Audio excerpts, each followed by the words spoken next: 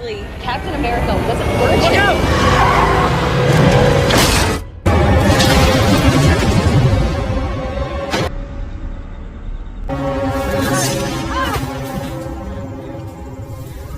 Look Inhibitor.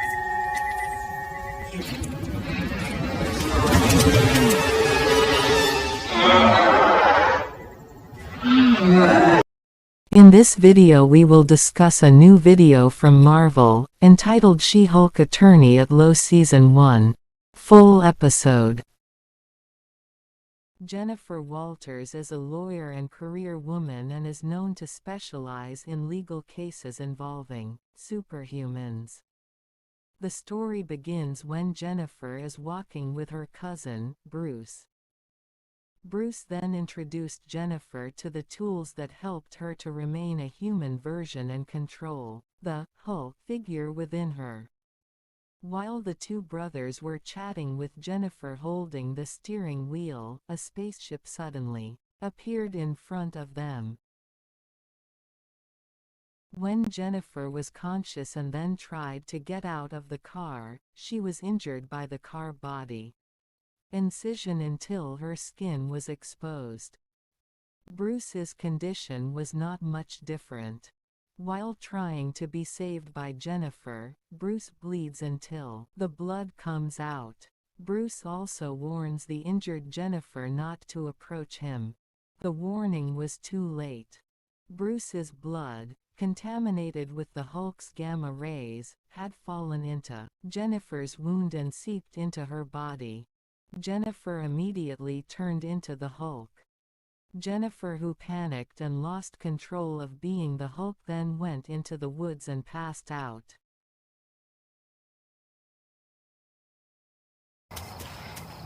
When he woke up, he lost his way and walked until he found a bar in a remote area. Then Jennifer went to the bar and tried to enter through the back door. It turned out that in the bar there was a group of women who immediately dressed Jennifer because of her shabby clothes. Then Jennifer came out and tried to wait for Bruce. Suddenly Jennifer was disturbed by three men from the bar. They made Jennifer mad and turned into the Hulk. Luckily Jennifer was caught by Bruce and taken to his laboratory. When she wakes up, Jennifer is already in Bruce's exiled laboratory and home in Mexico.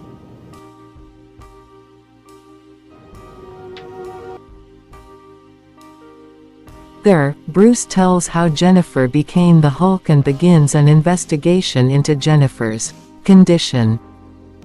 Unexpectedly, Jennifer and Bruce's condition is different. If Bruce couldn't control himself as the Hulk, Jennifer could. Even Jennifer doesn't have a Hulk alter ego like Bruce does. From then on, Bruce started the process of teaching Jennifer about controlling and mastering the Hulk and the superpowers he has now. In order to test his ability, the Hulk gave a little test. Jennifer was asked to control her anger and fear in a special room made by the Hulk. Then a saw starts to approach Jennifer. Jennifer was panicked and scared, so she turned into the She-Hulk. Because she couldn't control her emotions, Jennifer was angry and damaged the test room. He immediately approached Bruce while angry. But it makes Bruce surprised, because Jennifer quickly adapts to the body of the She-Hulk. Jennifer doesn't seem to have an alter ego or some kind of soul different from her normal soul. Unlike Jennifer, Bruce admits that it took him more than 10 years to adapt to his giant body. Even so, the Hulk feels Jennifer still needs exercises to better control her strength. The next day the Hulk tested Jennifer's response by surprising her while she was sleeping.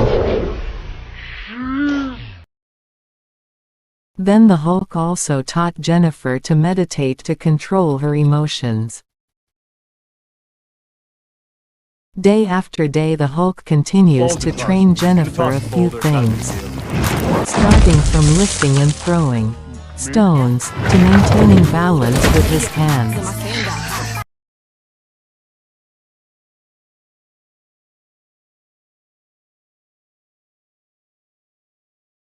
Unexpectedly, all these exercises make Jennifer develop very quickly, even in some ways. Yes, it can be superior to the Hulk.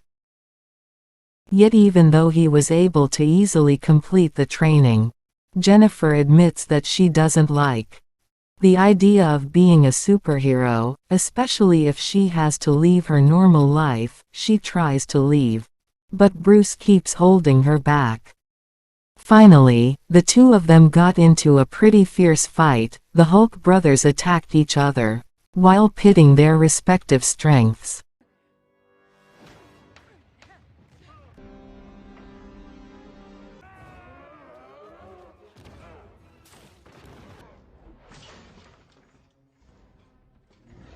As a result of the fight, the bar that Bruce had built painstakingly ended up crumbling. In the end, both of them were forced to make peace and work together to fix the bar. Once everything is ready, they eat snacks together, and Bruce is forced to allow Jennifer's wish to return to a normal life. Back in the present, when it's Jennifer's turn to give the final defense, a female criminal named Titania suddenly came to destroy the courtroom. Nikki already knows Jennifer's identity, immediately tells her to change and stop the criminal. Jennifer was finally forced to reveal her identity in front of everyone, and immediately beat Titania very easily. And episode 1 is finally over.